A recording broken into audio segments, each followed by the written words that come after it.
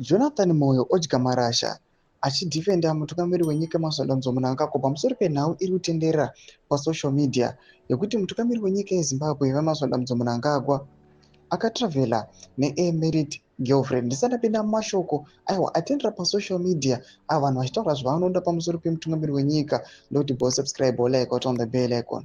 Zim yauya ikanyatsokupenengura nhau ichiti a comment by exiled Professor Jonathan Moyo on X complains against the news articles showing that the Attorney General Virginia Mabiza is President Emmerson Mnangagwa's girlfriend, which is the former minister's own recorded view print. Moyo's comment reads in full as follows.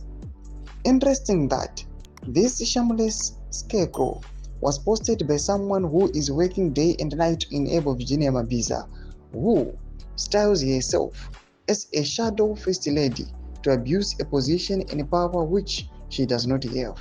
Jonathan Moyo's post.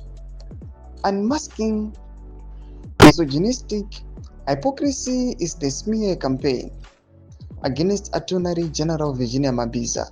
The political chicanery unleashed on social media against Zimbabwe's Attorney General Virginia Mabiza by self-styled influencers, peddling baseless innuendos and insinuations without offering even a shred of evidence marks a disgraceful new law. Such tactics serve neither their perpetrators nor the politicians they purport to champion.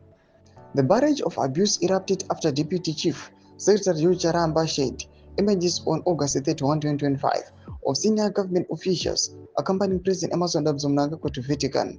These photos, captured from an iconic papal window at St. Peter's Basilica, were posted in quick succession. Charambasi owned it 1:45 Central African Time, followed by Chief Secretary Dr. Martin Rushaya, with the Chief of Protocol Ambassador Gideon Gapare at 13:48, the window itself at 13:55, and finally Attorney General Mabiza at 13:56.